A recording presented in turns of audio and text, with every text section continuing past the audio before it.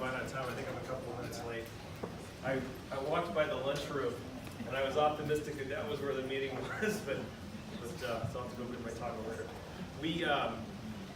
We're just happy to have this kind of a turnout and this much enthusiasm for the conference. I think that you will see that level of energy and engagement from my team, and there's a lot of good reason for it. We've got a lot of investment, and when we're able to invest in the product and make the product better and have a sustained period of time where we can take feedback from the customers and actually build that into what we do and make it generally available software, it pays off.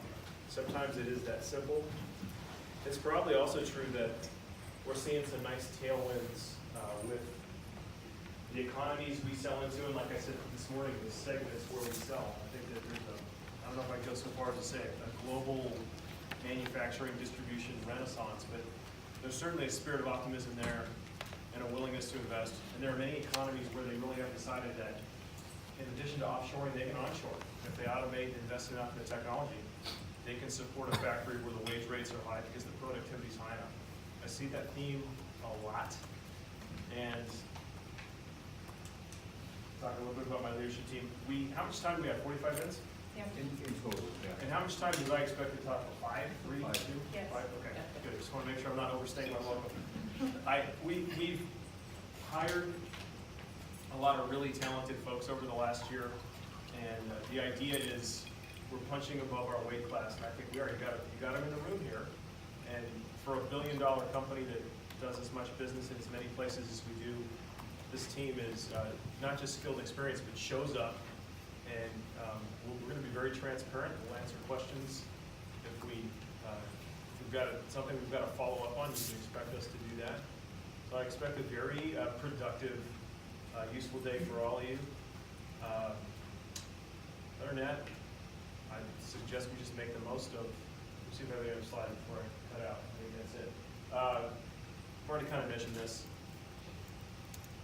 KKR has given me legitimately an investment, a budget of investment. And when I say that, it's not, I'm not making something up. Take a look at, are we spending more money this year versus last year?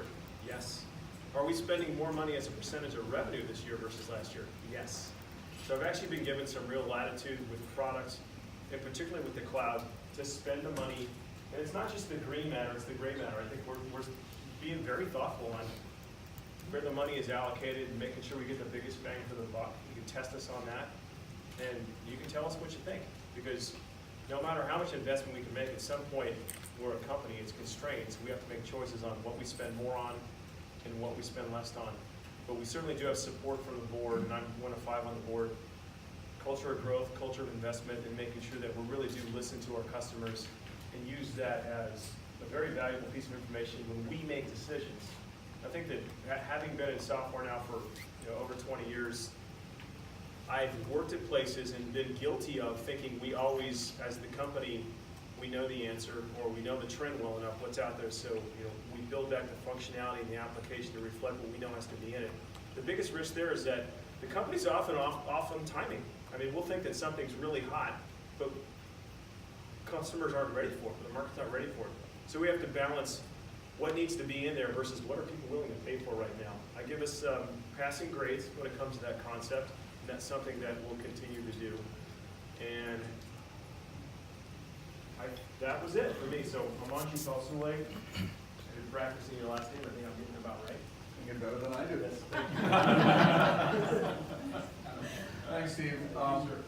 I know we want to leave a lot of time for Q&A, so we'll go through this. Most of you have seen these. By the way, did anyone miss Steve and the other morning keynotes? Were you all here? Because then you need to do this in 2 minutes or 3 minutes, depending on. So a few things, and you heard Steve introduce Satya Nadella's video, and then I had a conversation with Dave Willis.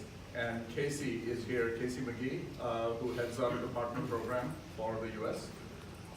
And you can read through the press release in detail, but for the last 30 plus years, Epicor has a fantastic relationship with Microsoft. And as the markets change and as priorities change, We had to go back and once again survey the market, understand the players, and then we've come back with a decision that we made saying it is Microsoft that we are partnering with on the public cloud initiative. That, as I said in the keynote, it goes well beyond a data center. I mean, if all we care about is hosting data, that would have been a trivial decision. This is about, working on the Microsoft platform, using the Azure Fabric, getting into things like machine learning, predictive analytics, IoT, etc. So that's a journey we are on, and you're going to see a lot more coming out of that, along with a partnership with Jitterbit that we mentioned, which is going to help us as a cloud integration platform as a service. The second one was the launch of our new ISV program. So we've had great partners, and oftentimes these partners are either very vertically oriented or partners like tax, for example, Avalara. But again, as you look at scale in the cloud, as you look at expansion globally, we have to make sure that we create an environment for these partners to succeed. So what we announced in this program was everything from a new partner development site. So if you have a new partner, they can go into this developer.epicor.com, and it's easy for them to get started with integration. There's a new solution gallery. Customers told us, you got great partners, but sometimes they're hard to find. So again, a whole revamp and a brand new program with tiers and certification and training built in, which was our second announcement. And the third one was our product vision. And as hopefully you all saw the final slide, that this isn't something futuristic. And we wanted to make two things clear in today's keynote. One is it's all about the customer, as Steve said. So every innovation that was showcased by customers running these innovations live. You saw London Taxi, you saw Bors, you saw Radwell, you saw Taiga, and you saw a few others. And the second thing we wanted to show is while we are innovating at a great pace, this is not a net new journey for us, because we have existing customers. We have 20,000 of them, and we have to move all of them forward and all our product lines forward. So you saw the launch of Kinetic, which is our new UX framework. You heard about our Azure platform announcements. You heard about the fact that we are starting to see industry starting to blend. More and more manufacturers are doing distribution. And so we will be announcing things like manufacturing functionality for distributors. More and more distributors are getting into services. So now that we have this platform, it enables those services to be shared across verticals. But the important takeaway that I want to make sure everyone understands is the products will still continue to have their rich roadmap. So products like Profit 21, Eclipse, ERP, CMS, Eagle, Distract, etc. will continue their pace of innovation, but there's going to be a lot more reusability of services. We have a single payment service, a single e-commerce service, a single document management service, a single CRM service, along with all our partner services that are now enabled in this new cloud platform. So, we have best-in-class global industry portfolio. I believe we are number one in each of these industries that we serve, and that really differentiates us from our competition. Is when we say industry, as Steve said today, it's not just about products, it's about our staff, it's about our support, it's about our pre-sales, it's about our training. It's very industry specific. So for manufacturing, you have ERP 10.2 also available in the cloud, same code base, so it's easy to move from any level of tenancy, fidelity. CMS and MES for distribution, Profit 21 also available in the cloud, and Eclipse. Retail, Eagle, the cloud version will be coming early next year, and in Distract, we'll have a cloud version for that. And in the services sector, especially in the hospitality sector, we have iScala that does very well, especially internationally. And we'll make these available to you. I don't want to take too much time on it, but at the end of the day, what we said is, we talked about our messaging, fit, ease, and growth. If you think about it and you look at each of those words, that's our differentiation. We don't expect customers to re-engineer their systems when they buy our products. We expect our products to be configured and extended to fit into their environment. Our aspiration is to be the easiest to deploy, easiest to use, easiest to upgrade, easiest to migrate ERP in the market globally. And then growth is what we are all about, is stimulating growth in partners. So you saw the connected warehouse and the connected factory, and again, instead of us telling the story, we wanted customers on stage showing us. And there's so many more that we couldn't get in this year, but we have a significant amount of work. If you were in the Road Ahead session, you saw Rainier Industries. Again, great story, and everything they do from custom tents to glamping equipment is all done using our ERP. We launched Kinetic, we launched a new partner program. We showed you this slide, and this is the non-technical rendition of our stack. Starts again with the Kinetic UI, the various industries. It gets into our common connected services that are going to work across products. The three verticals, deliberately blended, because we don't see these as silos, and then the front end. And for the more technically oriented, there was another slide which I took out for this session, but obviously it has a full stack, built on the Azure platform, connected with products like Jitterbit. So that's our little pitch here for you today. That leaves us enough time for questions.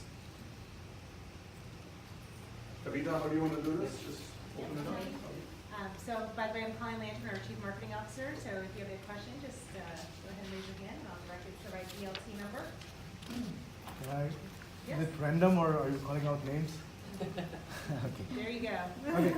So I'm Rahul. I'm from India. So my question is that 2 years ago, when Gartner did the market research for ERP market, it stood around 30 billion at the time in 2016. Probably it may have now reached what 35 odd billion. So how do you what's your sense of capturing the market? The verticals that you address are precisely the ones which actually deploy the ERP. Other verticals like banking and all have different types of software that they run on. So how do you plan to penetrate into newer geographies? What is your exact strategy to get into the newer markets, especially like market like India? Yeah. So a couple of things.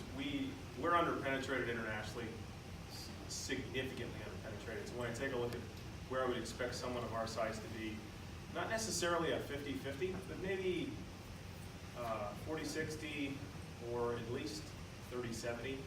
And I'm not sure how much we share, but we're not even at 20-80. I mean, the vast majority of our business and by far most of our profit is from the Americas, from North America.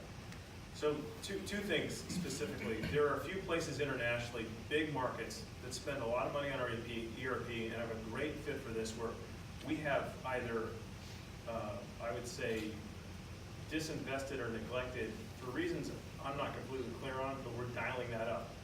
An example would be, and we'll get to India in a second, the United Kingdom. With Brexit, the UK is definitely interested in locally manufacturing products. It could be, I've seen like race cars and electric taxi cabs and axle assemblies and you name it, but there's a belief that with the right kind of plant, the right kind of technology, they can make things, whether it's Western Europe or the UK. India is another example where we actually did establish feet on the street in India this year. So we've got reps, and I've got a vice president out of Bangalore, and we have about 450. Jay, how many employees do we have in Bangalore? We have 450 450. today. So we also have development and support. So we've got a significant presence in Bangalore. I've been there. Went there about a month and a half ago and then off to Chennai. So if you take a look at Mahindra, for instance, or any of the big manufacturers, there's definitely enough being spent on what we do that even getting a small share of it makes it worth our while. Biggest difference would be if you sell in India, it's got to be at a price point that is makes sense for the Indian manufacturer. And we've got to have contracts. I think we're kind of sorting this out now that are watertight to where somebody can't buy something in India that they want to propagate somewhere else because our prices are lower there. So we're figuring that out. That's an example where the market's easily big enough. I think we probably need to learn more about within India which, quite frankly, channel partners are versed enough in selling ERP and which aren't. So I don't think we've got that figured out. There's a lot of room for us to grow just by doing better and capturing a little more market in the big international markets where we've done reasonably well. I would say UK, Western Europe, Australia, New Zealand, for sure, we could dramatically expand and grow just by focusing on those markets. I think it is the cloud business for us is growing at a extremely high rate, I would say, not in spite of ourselves, but without really having that focus of a plan. And this management team right now has put some real elbow grease and some skin in the game around a cloud strategy to grow there. And you've got Lisa here, our head of America Sales, stepping up and taking a look at, hey, we've got a lot of proof points on how much we can grow, rates we can grow at, deals we can go after and how big they are, and understanding how much of that is new business versus maintenance that comes over because we repurposed it. In most cases, it's new business. So there's enough of a market there by far. And you could say that if we're $1 billion, and it's a $35 billion market, we're 3 or 4%, something like that market share. I think we could easily take 1% or 2 if you do that on top of where we're at. There's plenty of room to grow. Sure. Thank you. Ginger, I'm Enterprise IT News, Malaysia. I've got 3 questions. First question, cloud. You've talked about expanded partnership with Microsoft Azure. Can I know how many % are you targeting in terms of revenue coming to the company from cloud and from on-premise ERP? That's the first question. The second one, you mentioned earlier that the amount of investment from last year is increased this year, and how much generally is percentage of investment that you put in back into your R&D? Yeah. Okay. And the third Okay. question, how big is Southeast Asia? Because I'm from Malaysia, so how big is Southeast Asia contributing to the global global business? Yeah. Those are 3. Any more? So, cloud as a business is right now, I'd say it's approximately between 8 and 10% of our business. I think 18 months from today, it'll be more than 15%. And maybe in 2 or 3 years, depending on acquisitions and organic growth, it could be 1/3 to 1/2. One of the reasons I'm not out there saying, hey, anybody on premise, when we push into the cloud, we have a lot of customers who are very skilled and effective at running a system on premise and keeping the data center up and running, and they can buy, I've been at places like Sun Microsystems and Oracle where they can buy a server and they can get 7 or 8 years out of it. So the cloud's not cheap depending on what you want to do, although it can be very good at limiting risk. So we're spending by far a disproportionate amount of money to develop the cloud product, but I'm not going to push anybody into it who's not going to be ready. So I think that's kind of the growth curve I expect us on getting into the cloud. As far as R&D as a percentage of spend, Yeah, the one point to do note. we share that? No, but we have the same code base. It's a hell of a lot, I'll say that. Not enough, but the elegance of our strategy is we have the same code base. So when we come up with a release, the release goes out first in the cloud, and then it goes out on-prem. So bulk of the teams focus on getting the right product out to the right market. And then we have what we call a DevOps team, and there's Thierry Bonfante, who manages a cloud organization, and then they make it enabled and provisioned along with our IT organization to the cloud. So, in a way you could say all of the R&D is on cloud and all of the R&D is on-prem. But the whole point is we've stayed away from creating a separate cloud product line because that has limitations going forward. Yeah, and on Southeast Asia, I've got Vincent Tang is one of my top area vice president sales is out of Hong Kong. I'm very pleased with met him, spent some time with him, and at this point right now he's reporting directly to me and is doing a fantastic job. I don't have the number at my fingertips. I'd follow up and give you the number. I'm okay with that. So I'll have to do a little research. What I will say is that Hong Kong, China is a big, healthy, growing market. It's a market we sell directly into, and we will continue to sell directly into Hong Kong, China. There are probably a couple other places in Southeast Asia where we will invest as far as feet on the street. That's one of them for sure. But as far as the exact number of how much business we do there, it's significant, but I'm not going to make a guess. But I'll get your email and. If you take the 3 combined, Hong Kong, Malaysia, and China, it's less than 5% of the business, but growing at a rapid clip over the last 3 years. Definitely growing faster than our overall top line. I saw the gentleman stepping away on his HP, the tie. A couple of questions, Yeah, you raised your sorry. hands? I'm sorry. Just around the Epicor platform strategy, on your slide you have retail, distribution, manufacture all fitting into Azure, and yet your retail is still sitting on AWS. Yeah. And your retail cloud solution, I believe, is also going on to AWS next year. What's the what kind of timescales are you talking about moving those to Azure? Because that's the inference from your. Yeah, no, that's a great question. I'm glad you asked that, Sam. So obviously, we wanted to make sure cloud doesn't become a religion, right? Because I mean, as much as we, for our manufacturing distribution products, have made a commitment to Microsoft, there's legitimate reasons some of our retail products, particularly driven by some of our large retail customers, are on a different platform. Now the strategy is most of our work that's being done on other platforms like AWS is loosely coupled. So it's going to be a matter of timing, and frankly, it's going to be driven by commercial needs on our part and business drivers on the customer's part. So our roadmap, we have ERP going first on the Azure public cloud, and that's going to be done. We have distribution coming by the end of the year, and that's a major lift and shift for us, not just for new sales, but taking existing business and moving it.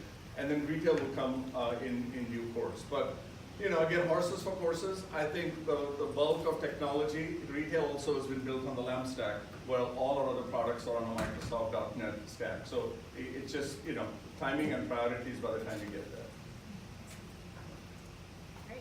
Any other questions? This is Narayan. I'm from Smart SMB based out of Dubai.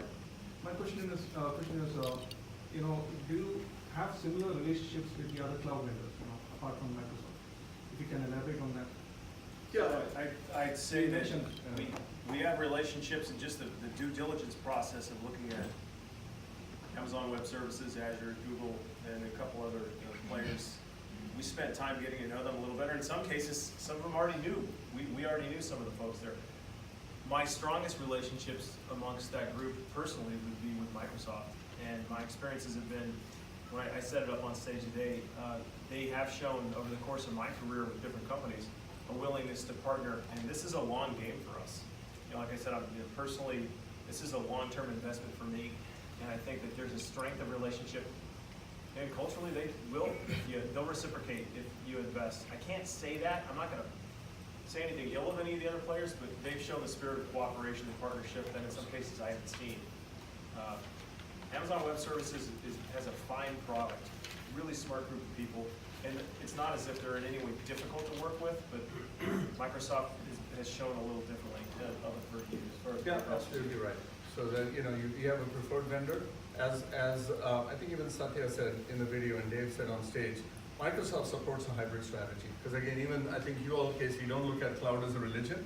We obviously have a starting point, but we're not going to be able to control, just like we couldn't in the Windows days. And then we'll adapt to other clouds. But Steve's absolutely right. Our partner of choice is Microsoft Azure. Steve, you say you come back to India, you actually didn't, so I'm just wondering how the relationship with Reddington's going. I don't know, what was the question? Sorry, you did come back to it, but in terms of India, Yeah. you started a strategic relationship with Reddington. I'm just wondering how that's going. Yeah, I'm still waiting to see. When I did answer on India, what I said was that it's a market we are invested in, so we have a direct sales force. I thought that was the answer to the question. You asked me, are we still selling directly? You signed up a strategic relationship with Reddington. Yes. I was wondering how that's going. So when I spoke to Sammy this year, he said you already made some sales through them, and you've approached quite a few of their partners. Yeah, so we've made some sales. I'm a little disappointed as far as the price points. So I'd like to see us break even within the first 18 months. I guess if I was lenient about what I would expect, we'd cover our costs over probably a period of about a year and a half. So yeah, software has been sold. But if we're going to sell it, I think we're getting some real data around how much are we going to sell it for. And if we expected, for instance, here in North America, the Americas, for 100 or 200 users or 50 users, kind of an idea of what someone's willing to pay. It is different, and it's not always linear. In some ways, it's negatively curvilinear in that the price points down here. So I think we're having some success, but I'm going to look very carefully for the next 4 or 5 months to see if I think we can be successful as far as that price point where we can have a direct staff. And it may turn out that my concept of what compensation for the direct staff is going to be in India was wrong too, because I probably have made some assumptions around how much, quite frankly, we pay here. And just to clarify, we don't have an exclusive with Reddington. So Reddington, we have several other partners throughout India who are also selling right now. Yeah, Reddington's interesting. I've had some time with Reddington in India. They certainly have scale and numbers, but as many, if not all of you know, to sell enterprise software, there's at least a minimum amount of value-based selling you're gonna have to engage in. You're gonna ask somebody to pay for something they can't touch and experiment with. They've got to really be able to understand with some degree of specificity what precisely do they get for their money. So figuring out who in India can do more of that for us, and it may very well be Reddington long term, but that's, I wouldn't say something that they've always been a core competency for. We're learning India. Let's be the first to say it. Is there a question for Hi, this is Tushar from Enterprise Channel, Dubai. I have two questions to ask. One is being Saudi and other countries opening up for the business to the globe at the moment. What plan you are having to capture the bigger markets here in Middle East and Middle East and Africa region, specifically UAE and Saudi, because Saudi is the biggest market at the moment in Middle East region. And second question is, we have seen big merger and acquisition at this point of time in the IT industry. Is there any, are we expecting any bigger merger or acquisition by Epicor or by anybody else to Epicor? Are we expecting anything like that in ERP front? Yep. So, yep, as in I will answer your question. So, we actually, when I look at the Middle East, that's an example of places where I see us taking down some bigger deals than I expected, and price points are sometimes higher than I expected. So I think that it's a market where we can continue to have direct feet on the street. And Hesh Comey's here, and some of you may know him. He'll be at the event tonight if anyone's going to be in Nashville.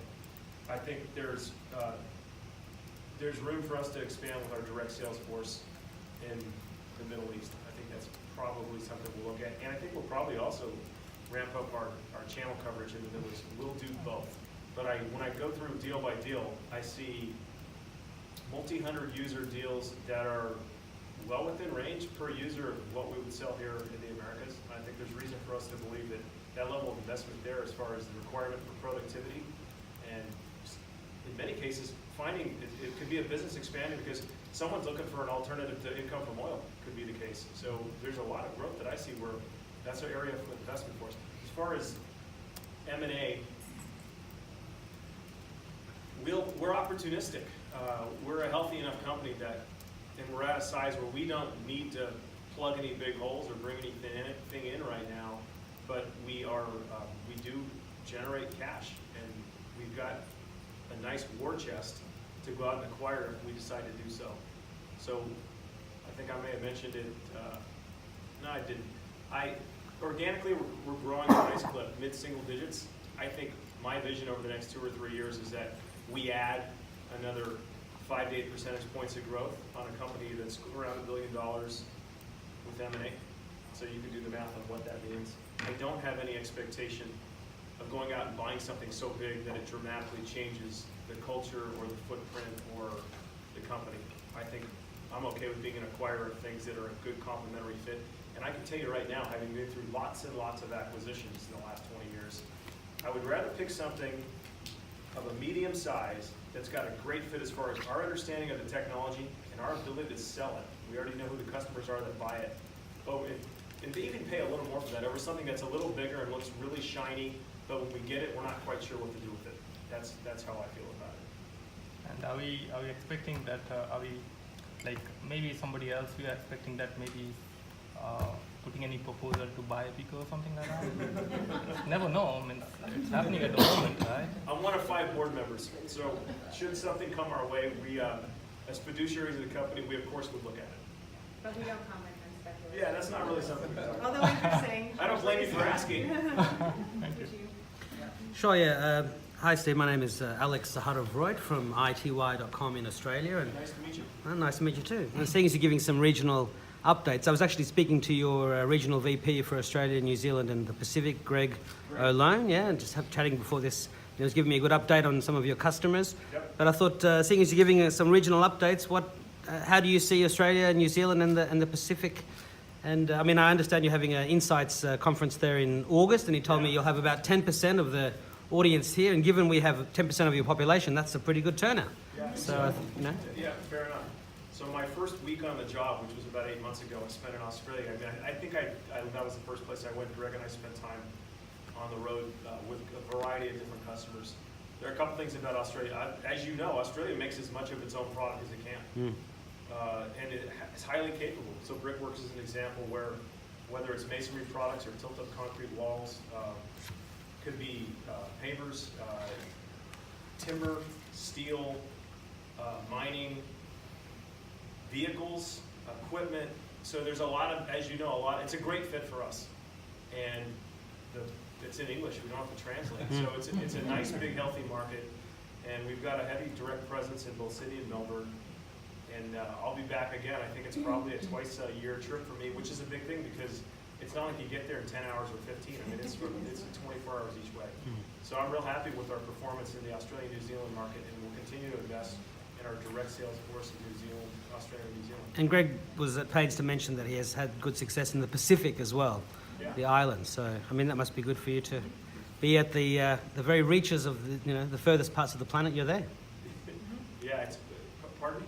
Well, the Pacific Islands, there's islands, which Yeah, is we definitely even further than Australia to get to. We have had some successes there, and we've probably also had a few that look like successes where, we had the winner's curse, where we got paid this much and the cost to get it working was this much. So I think we've learned a few lessons there, but we're continuing to improve. I've got Clark Pick. Have we got a date yet for you to head down under? Well, I'll be down there. I'll probably be going down early next month, and then I'll be returning in July. So probably once a month. We're not so big that we won't be situational about staffing up to deliver consulting projects too. So if I have to hire, I'm okay with that. We want to know what the business is we want, so that when we hire, we got something for people to do. But we won't expect a partner to do it for us. We'll do it, and we'll supplement that with partners. But we have professional services on the ground in Australia. Big market. Thank you. Thanks for asking.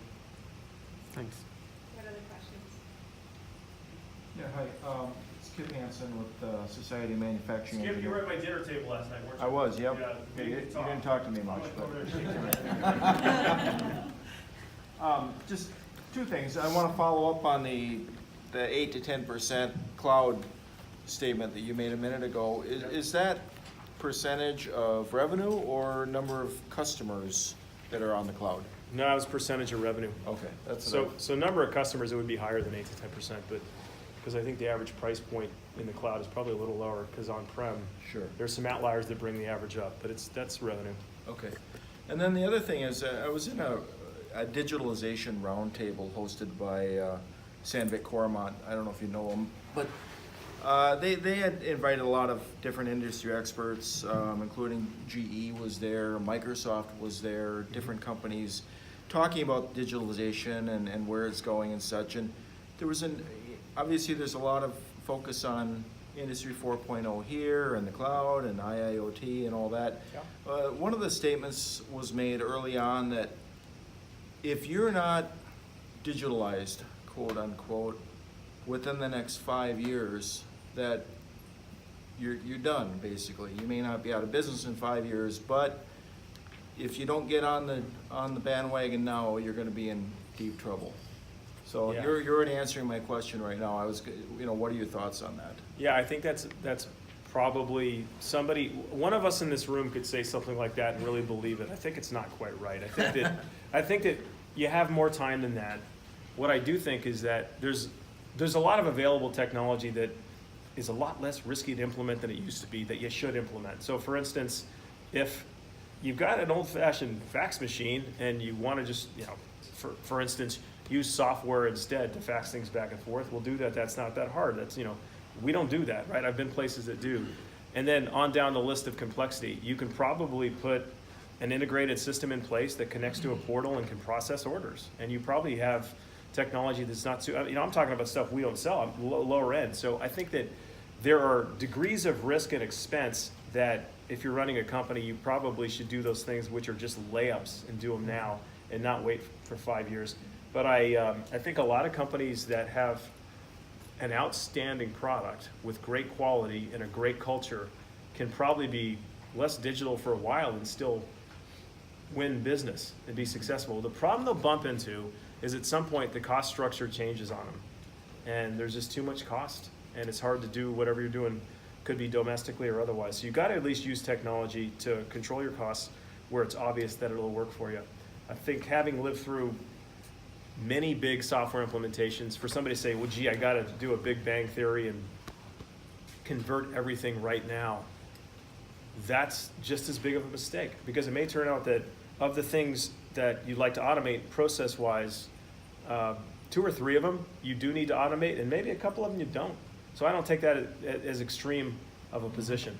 I'd say 5 years from now you should have used technology enough to control your costs where it makes sense and make sure you're competitive. But I think there'll still be businesses that are, I mean, some of us wear watches that cost. I like expensive watches, and I can tell you that the biggest thing there is the quality. I don't care. I probably don't care how much they automate the process. The quality's got to be there. Yeah, certainly. They aren't going out of business. But also Product the software will improve, and with AI and machine learning, some of these more complicated conversions to digital transformation will be easier because the software is smarter and you've got more learnings behind you to make that transition simpler. And they're getting easier. I think that's true. For some people, that's a reason to hold off. For others, they Yeah. should hurry up. Don't hold off any longer than you have to. But I don't want anyone to be scared. I don't think we do anybody a service when we do that. Sure. Yeah, good question. Okay. Good to see you again. Yeah. Hi, Paul Demrion with Vertical Media. I focus mostly on B2B digital commerce, how it integrates with the back end and all that. Yeah. So I was just wondering where you're going forward with Microsoft Azure and with Jitterbit.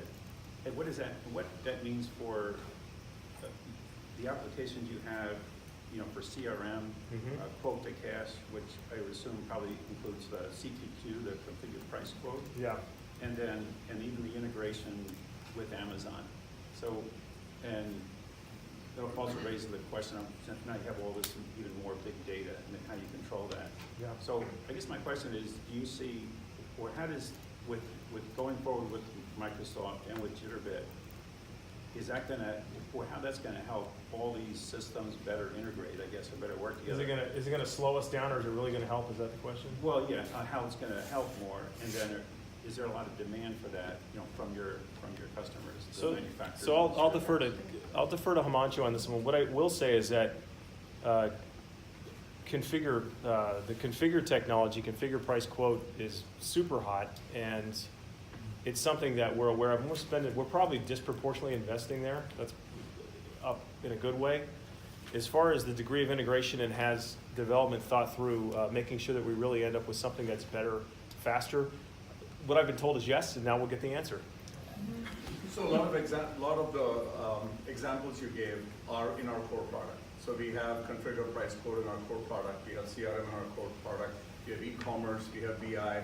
So by the very nature of moving to the cloud, all of these move to the cloud. The strategy really is for customers to have a choice. So while we have a CRM product, if the customers are running one of the several CRMs out there, then products like Jitterbit will help the integration with those products. We have a great configurator. Again, today I think it was Rainier Industries that showed to the audience the amount of integration they've done. We have customers who have homegrown CPQ software, and then again, being fully API enabled, and then having a partner like Jitterbit, we would encourage that integration to happen. So again, I think in this world going forward, it's going to be about choice. Customers are moving more and more to end-to-end, but best of breed isn't dead. So they will have solutions. They'll have an HCM solution. They'll have a payroll solution. So while we would always push our own because of the level of integration, and like you said, they'll all be in the cloud, we would be completely open to integrating, and our services organization would love to help customers integrate. And then Jitterbit is an example of an integration tool that we would use. But again, you don't have to use Jitterbit. If a customer has a bespoke integration, we will adapt to that. But, yeah. Good question. Any other questions? Time for one more? One, maybe two. Okay. You talked mainly about 10 and profit 21. You also got, you mentioned earlier, a lot of local products. I'm just wondering at a high level, what is your strategy around global products and those local products? Because you have a lot of duplication amongst that set. Yeah, so we have 73 products. I think, is that right, Himanshu? Something like that. If you do the Pareto chart, what you'll find is that there are 5 or 6 or 7 of them that account for most of the portfolio. So one of the things that I've asked for, and there are some real gold nuggets amongst the 73 that are pretty far down the list. And what I've asked for is, where does it make sense to invest? And in what cases are we going to have to sit down and take a look at something that's way down the list and get with our customers and say, hey, this is something that, you know, we'll maintain it or sustain it, but it's not going to be a primary investment. So my commitment to the customers is we're not going to wait or make anybody wait any longer than we have to. If we come to that conclusion about something on the 72, I think we're spread a little too thin. And I think definitely at the top of the list, there are 3 or 4 things that are just knocking it out of the park. Solid products, great products. A lot of money's been spent to modernize them. And then you get down beyond 10 or 15, and I find a few places where there's something that I think actually does have a big future. And then there's a long list of stuff where we're going to have to rationalize it. And when I say rationalize it, we've got a company where we're going to do right by our customers. We're going to give them plenty of notice and a migration path, but we're not going to in any way misrepresent if we think something's getting a little older or they need to move off of it, what that timing is. So that's the way I see it. I think that having had a couple of companies that would, their approach would be, at all costs, don't say anything about anything. That's not going to be our approach. We'll be good on communication and high on clarity. And then we have one last question. Oh, Rich with Wholesaler Magazine. Just curious where you're going with professional services. How does that unwind? It's an investment for me, and we actually have a pretty healthy business there. I think it's healthier than it was 8 months ago. The margins that we earn there are A-okay, and it's a place where utilization is decent, and there's definitely a demand for us to implement our own software and to not rely on somebody else in most of our big markets. So I think it'll be an area of investment for us. Along the way, I think there have been at least some mentions of maybe expanding that to get into more enterprise consulting, business consulting. You got, so between Clark and I, we both, he was Arthur Anderson, I was Accenture, and this is many years ago. Between that, we did some stints at Oracle and some other places. I very much understand that business, and I've seen the hourly rates that can be commanded in that business. I would approach it very I am approaching it very cautiously, only because the people you hire to do that are really expensive, and I'd want to make sure that I know that I've got enough work for them to keep them busy for a while. Right now, where we tend to win business is we bump up against the enterprise, and our win rates are getting better up there, but I'd like to see a little more proof point around a deal of that size with a higher probability of us winning before I take that on. I think it's possible, but I'm not sure. That's my honest answer. Yeah, well, I guess one of the other questions is, can you improve the utilization of your software without getting into the guts of the company? And that's one of the challenges, is that most people aren't using a fraction of the capabilities that they have in the software. That's a great question, and I do think that for us, as we evaluate some of the bigger enterprise deals, there's no doubt that you reach a limit of how big of a deal you can sell into, and how, whether it's General Electric or Procter & Gamble or a really big company, what's expected as far as the business process and strategy that you've got to bring to that deal to be able to close a deal like that.